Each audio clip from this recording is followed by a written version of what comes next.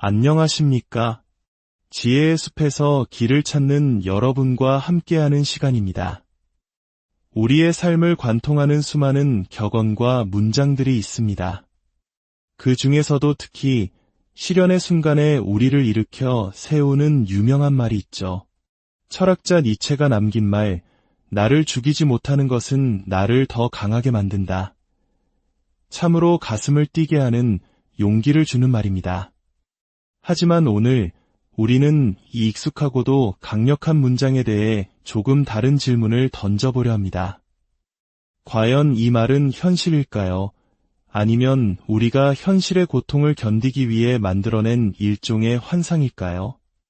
여기 또 다른 문장이 있습니다. 당신을 더 강하게 만들지 못하는 것은 때로는 당신을 서서히 죽음에 이르게 한다. 혹은 적어도 당신을 심각하게 약화시킵니다. 하나는 희망적인 환상이고 다른 하나는 냉정한 현실을 이야기합니다. 당신은 어느 쪽에 손을 들어주시겠습니까? 때로 사람들은 말합니다. 현실은 너무나 감당하기 힘들고 고통스럽고 때로는 굴욕적이기까지 하다고.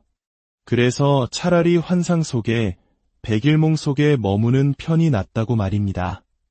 그곳에서는 내가 내 운명의 주인이 될 수 있고 희망을 가질 수 있으니까요. 하지만 오늘 이 이야기가 당신과 당신이 사랑하는 사람들에게 작은 위로와 깊은 통찰이 되기를 바랍니다. 잠시 시간을 내어 이 지혜를 더 많은 분들과 나눌 수 있도록 구독과 좋아요를 눌러주시면 그 선한 마음이 분명 당신의 삶에 긍정적인 에너지로 돌아올 것입니다. 이제 환상과 현실의 경계에 서서 우리 마음의 작동 방식을 탐험하는 여정을 시작하겠습니다. 우리가 흔히 말하는 희망과 그 반대편에 있는 절망. 이 둘은 사실 완전히 다른 것이 아닐지도 모릅니다. 둘 다 현실에 발을 딛고 있지 않은 일종의 환상이라는 공통점을 가지고 있습니다. 세상을 장밋빛 안경으로만 보려는 태도가 있습니다. 마음만 먹으면 모든 것이 잘 될 거야. 내 생각만으로 세상을 바꿀 수 있어. 나는 성공과 돈, 권력을 얼마든지 끌어당길 수 있어. 와 같은 생각들이죠. 우리는 이것을 긍정적인 희망이라고 부르지만 많은 경우 이것은 자기 기만에 가깝습니다. 현실을 직시하지 않고 막연한 기대에 의존하는 마법적 사고일 뿐입니다. 이러한 희망은 삶의 정확한 지침이 되어주지 못합니다. 어떤 목표를 세우고 어떻게 추구해야 할지에 대한 현실적인 계획을 방해할 뿐이죠. 그렇다면 절망은 현실적일까요? 그렇지 않습니다. 절망 역시 사실에 근거하지 않은 또 다른 형태의 환상입니다. 모든 것이 끝났다고, 어떤 가능성도 없다고 단정짓는 디스토피아적 사고방식입니다. 기억하십시오. 모든 막다른 골목, 모든 절망의 순간은 사실 새로운 우회로를 탐색할 기회입니다. 희망과 절망, 이 두 가지 감정의 뿌리에는 학습된 무기력이라는 심리적 개념이 자리 잡고 있습니다. 당신이 무언가를 희망할 때 당신은 당신의 삶을 운명이나 신 혹은 다른 사람들의 손에 맡겨버리는 것과 같습니다. 내 삶의 통제권이 외부에 있다고 믿는 것입니다. 절망할 때도 마찬가지입니다. 어차피 내가 할 수 있는 것은 아무것도 없다고 여기며 내 삶의 주도권을 포기해버리는 것이죠. 두 경우 모두 당신은 거친 파도 위를 표류하는 수동적인 조각배와 같습니다. 내 삶의 선장이 내가 아닌 것입니다. 우리 모두는 크고 작은 마음의 상처, 즉 트라우마를 안고 살아갑니다. 그리고 이 트라우마에 대한 반응은 대부분 무력감과 관련이 깊습니다. 마치 아무것도 할 수 없었던 어린 시절의 무기력한 상태로 퇴행하는 것과 같습니다. 나는 희망해라고 말하는 것은 마치 아기가 누워서 좋은 일이 생기기만을 기다리는 것과 같습니다. 나는 절망했어 라고 말하는 것 또한 자신의 파멸을 무기력하게 기다리는 아기의 모습과 다르지 않습니다. 이 무력감이야말로 우리가 직면해야 할 가장 큰 문제입니다. 그리고 우리는 이 학습된 무기력을 다시 학습을 통해 벗어던져야 합니다. 무기력이란 무엇일까요? 이는 내가 무능하고 취약하며 힘이 없다고 느끼는 상태입니다. 이는 세상을 바라보는 방식, 즉 세계관과 깊이 연결되어 있습니다. 부정적인 상황을 개선하기 위해 내가 할 수 있는 일이 거의 없으며 나에게는 어떠한 주도권도 없다는 믿음입니다. 이것은 타고난 것이 아니라 살면서 학습된 것입니다. 그렇기에 결코 당신의 진짜 모습이나 현실 그 자체를 반영하는 것이 아닙니다. 이 무기력감은 불안, 의존, 삶의 위축, 그리고 결국에는 완전한 마비 상태로 이어집니다. 그렇다면 이 무기력의 해독제는 무엇일까요? 바로 행동입니다. 우울감의 가장 강력한 치료제는 행동하는 것입니다. 지금 당장 하는 그 행동이 거창한 장기 계획의 일부가 아니어도 좋습니다. 심지어 스스로에게 무의미하게 느껴져도 괜찮습니다. 중요한 것은 일단 일어나서 무언가를 하는 것입니다. 행동은 우울감을 부정하고 불안을 감소시킵니다. 그리고 행동은 무기력에 대한 최고의 해독제입니다. 왜냐하면 아주 작은 행동일지라도 그 안에는 내 자신과 내 환경에 대한 최소한의 통제력과 주도권이 포함되어 있기 때문입니다. 우리는 통제 소재라는 개념을 이해해야 합니다. 이는 내 삶의 중요한 사건들이 나의 행동에 의해 결정된다고 믿는지 아니면 운이나 타인, 환경과 같은 외부 요인에 의해 결정된다고 믿는지에 대한 개인의 신념입니다. 학습된 무기력에 빠진 사람들은 대부분 외적 통제 소재를 가지고 있습니다. 자신의 삶이 외부의 힘에 의해 좌우된다고 느끼죠. 하지만 이것은 과학적 사실이 아니라 하나의 믿음일 뿐입니다. 그리고 믿음은 바뀔 수 있습니다. 외적 통제 소재에서 내적 통제 소재로 전환하는 것, 즉 내 삶의 주도권을 외부에서 나 자신에게로 가져오는 것이 무기력 탈출의 핵심입니다. 그렇다면 우리를 무기력의 늪에 빠뜨리는 잘못된 믿음의 기둥들은 구체적으로 무엇일까요? 학습된 무기력의 5가지 기둥에 대해 알아보겠습니다. 첫 번째 기둥, 세상은 적대적이고 위험한 곳이다. 세상은 정글과 같아서 나처럼 작고 보잘것없는 존재는 곧 잡아먹히고 말 거야라는 믿음입니다. 이는 사실이 아닙니다. 수많은 연구 결과는 대다수의 사람들이 악의적이기보다는 선의를 가지고 있으며 당신을 방해하기보다는 도우려 할 가능성이 훨씬 높다는 것을 보여줍니다. 우리가 살아가는 대한민국 사회가 때로 무한 경쟁으로 치닫고 서로를 불신하게 만들기도 하지만 그 이면에는 여전히 따뜻한 정과 연대가 살아있습니다.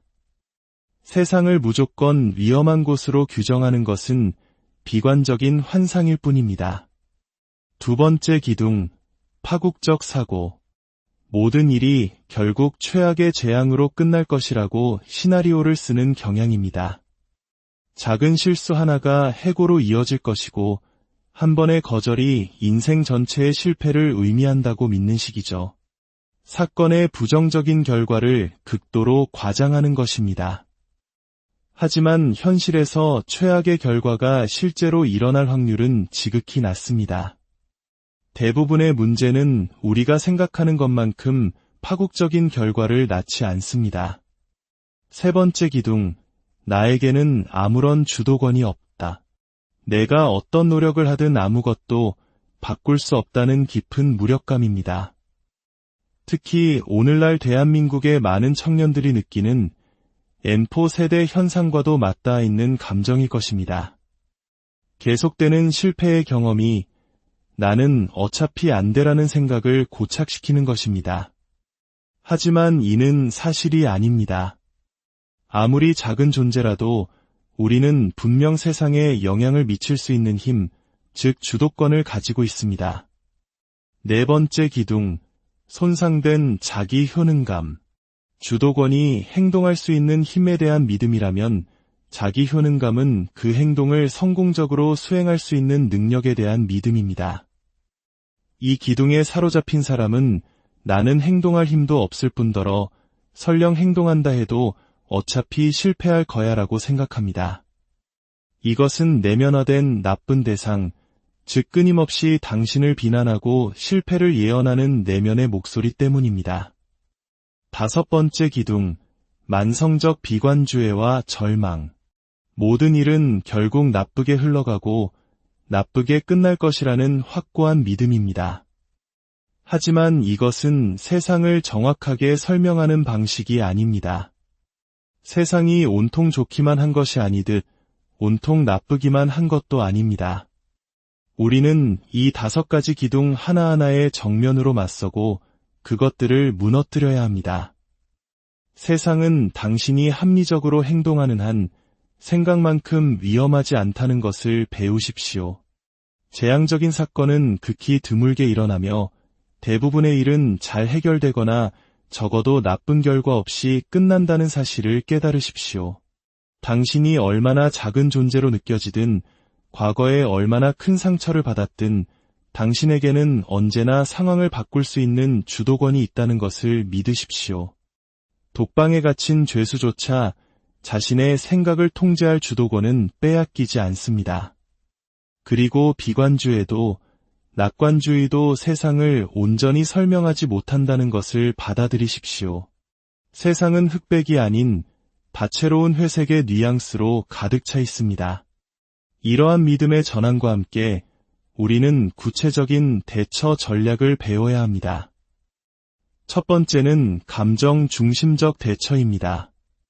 이는 스트레스를 유발하는 외부 상황을 바꾸려 하기보다 그 상황에 대한 나의 내면적 반응, 즉 감정을 조절하는 데 초점을 맞추는 방식입니다. 명상, 이완훈련, 종교가 있다면 기도, 긍정적인 재해석, 혹은 믿을 수 있는 사람에게 털어놓는 것 등이 모두 여기에 해당됩니다. 특히 재해석은 매우 강력한 도구입니다. 어떤 문제를 완전히 새로운 관점에서 바라보는 것입니다. 심리 상담에서 상담사는 내담자가 문제를 바라보는 틀 자체를 바꿔주려 노력합니다. 관점이 바뀌면 이전에는 보이지 않던 수많은 해결책들이 눈앞에 나타나기 시작합니다. 두 번째는 문제 중심적 대처입니다. 이는 스트레스의 원인을 피하거나 내 감정을 다스리는 대신 문제 그 자체에 정면으로 맞서는 방식입니다. 즉, 행동으로 문제를 해결하려는 것입니다. 예를 들어, 수능 시험에 대한 불안감으로 힘들다면 감정을 다스리는 것도 중요하지만 더 효과적인 방법은 책상에 앉아 한 문제라도 더 공부하는 것입니다. 취업 면접이 두렵다면 예상 질문에 대한 답변을 준비하고 연습하는 것이죠. 문제 해결에 직접적으로 초점을 맞추는 것입니다. 이러한 대처 전략들은 학습된 무기력의 기원을 이해할 때 더욱 효과적으로 적용될 수 있습니다. 심리학자 마틴 셀리그먼의 유명한 실험이 있습니다. 피할 수 없는 전기 충격을 반복적으로 경험한 동물들은 나중에 충분히 피할 수 있는 환경이 주어져도 더 이상 도망치려 하지 않고 무기력하게 주저앉아 버렸습니다. 이것이 바로 우리 인간에게도 일어나는 일입니다. 특히 어린 시절 부모나 환경으로부터 통제 불가능한 스트레스를 지속적으로 경험하면 우리는 무기력을 학습하게 됩니다. 아이에게는 무력감이 당연한 현실이었을지 모릅니다. 하지만 문제는 성인이 되어 훨씬 더 많은 선택권과 통제력을 갖게 된 후에도 그 어린 시절에 학습된 무기력의 안경을 쓴 채 세상을 바라본다는 것입니다. 과거의 스트레스는 이미 오래전에 끝났습니다. 학대도 트라우마도 과거의 일입니다. 하지만 그것이 여전히 당신의 마음속에서 생생하게 살아있다면 당신은 현재의 현실이 아닌 과거의 유령에 반응하고 있는 것입니다. 이제 당신의 삶의 주도권을 되찾을 시간입니다. 당신을 묶어두었던 무기력의 5기둥을 하나씩 허물어뜨리십시오. 감정을 조절하고 관점을 바꾸고 무엇보다도 행동하십시오. 아주 작은 행동이라도 괜찮습니다. 그 작은 발걸음이 당신이 당신 삶의 주인임을 증명하는 위대한 시작이 될 것입니다. 세상은 온통 선하지도 온통 악하지도 않습니다. 좋음과 나쁨이 섞여 있고 빛과 그림자가 공존하는 미묘하고 섬세한 곳입니다. 이 복잡한 현실을 있는 그대로 받아들일 때 우리는 비로소 환상에서 벗어나 진정한 의미의 평화와 자유를 얻을 수 있습니다. 오늘 이 이야기가 당신이 자신의 삶의 진정한 주인이 되는 여정의 작은 등불이 되기를, 그리하여 굳건한 내면의 평화와 자유를 찾으시기를